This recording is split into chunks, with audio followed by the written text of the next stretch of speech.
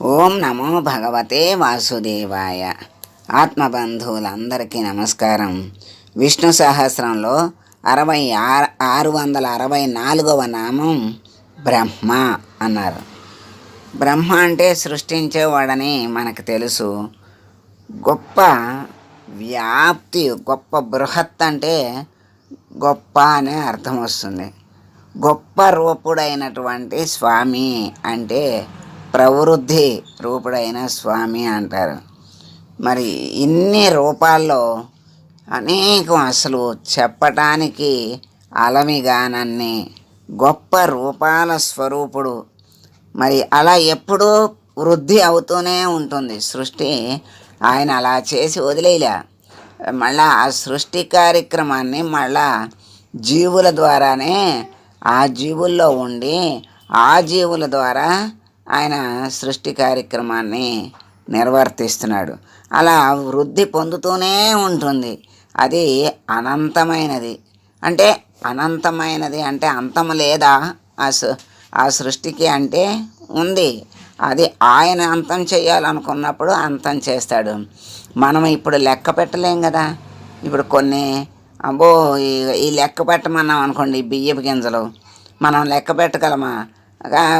ఏదో పట్టుదలకి గుప్పిడి ఎంతో కష్టపడి కాసిన లెక్క పెట్టి అమ్మో ఈ అనంతంగా ఉన్నాయి, మన వల్ల కాదు, నా వల్ల కాదు అంటాం. మరి ఆ బాహ్యమైనటువంటి ఆ వస్తువునే మనం లెక్క పెట్టలేం. మరి ఆయన సృష్టి అనంతం అంటే ఆశ్చర్యం ఏం లేదు కదా.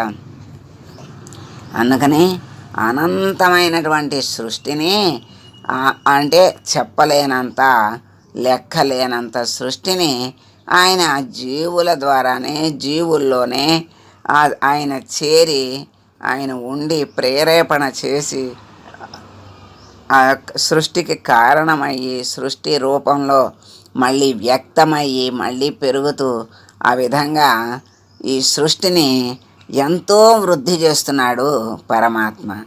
అందుకని ఆ పరబ్రహ్మని బ్రహ్మ అన్నారు. ఆ స్వామి అత్యతిష్ట దశాంగుళం అన్నారు. అంటే ఎంత చూసినా ఇంకా మిగులుతుందంట 10 అంగుళాలు.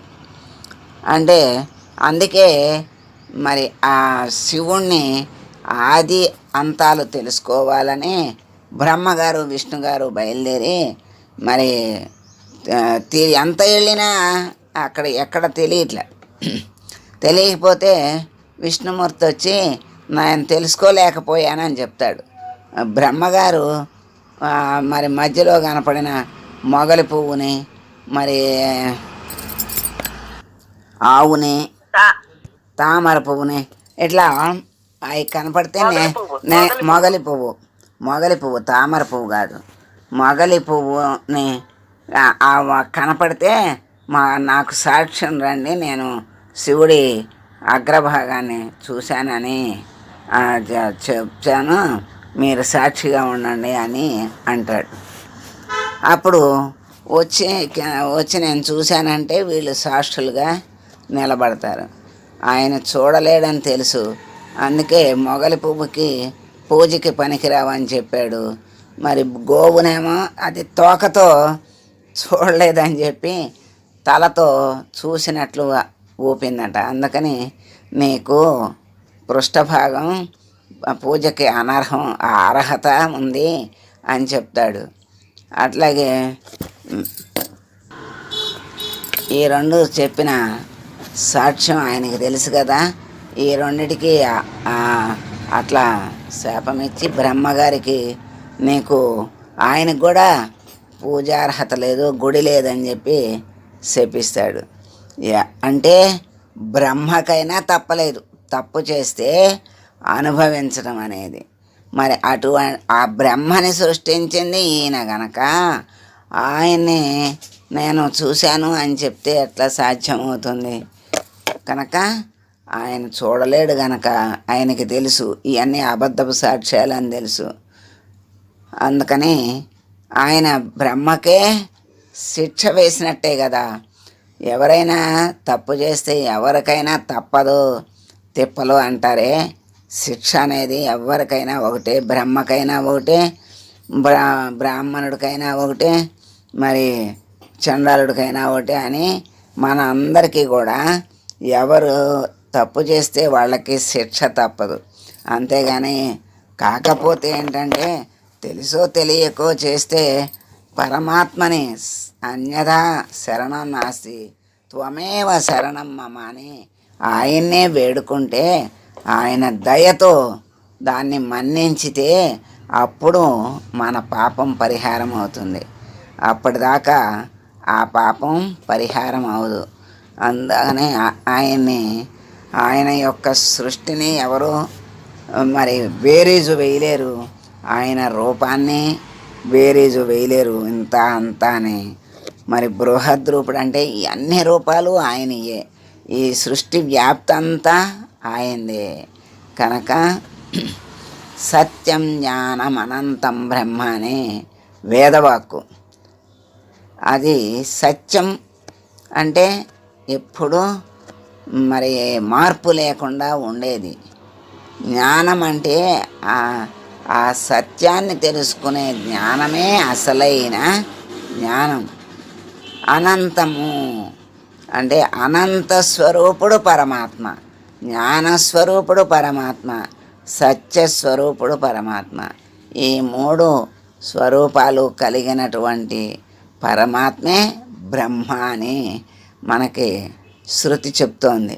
కనుక ఆ సత్యస్వరూపుణ్ణి, జ్ఞానస్వరూపుడు, అనంతస్వరూపుడైన బ్రహ్మని మనం స్తుతిస్తూ స్మరిస్తూ, పరమాత్మ నీకు తెలియనిది లేదు కనుక అన్నీ నీవే అయి ఉన్నావు, ఆ జ్ఞానాన్ని మాకు ప్రసాదించమని మనం ఎప్పుడూ కూడా కోరుకుంటూ ఉండాలి.